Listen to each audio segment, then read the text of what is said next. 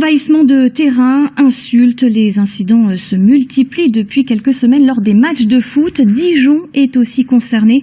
Ce week-end, 2 supporters du DFCO ont jeté des projectiles sur un joueur. Un acte condamné par d'autres supporters et par le président du club. Elsa Bezin, Tiffen Pfeiffer. Ouais. C'est dramatique. Devant cette image, il ne décolère pas. Ça donne pas une bonne image de Dijon. Un joueur havré au sol, blessé par un projectile lancé depuis la tribune dijonnaise. Insupportable pour le groupe des Téméraires, ces supporters historiques du DFCO. C'est pas notre conception qu'on a de supporters de football. Donc forcément, c'est choquant. C'est pas parce qu'effectivement on a pris un but, certes il y a de la frustration, mais à un moment donné on ne doit pas réagir comme ça.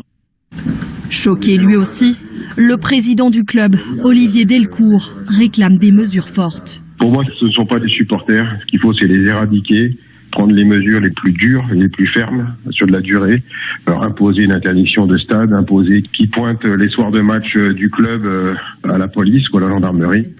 Dans le viseur du président, un autre groupe de supporters, les Lincoln's Boys. Une sanction justifiée pour les Téméraires, même si pour eux, les mots du président sont un peu forts.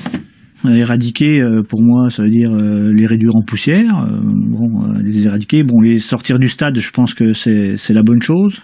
Des gens qui jettent des canettes sur les joueurs ou qui jettent des choses sur les joueurs, c'est pas normal dans un stade de foot.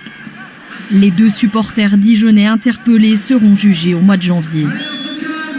Un nouvel épisode de violence, comme à Angers ou Nice. Des incidents en cascade après 1 an de fermeture des stades. On en vient à ce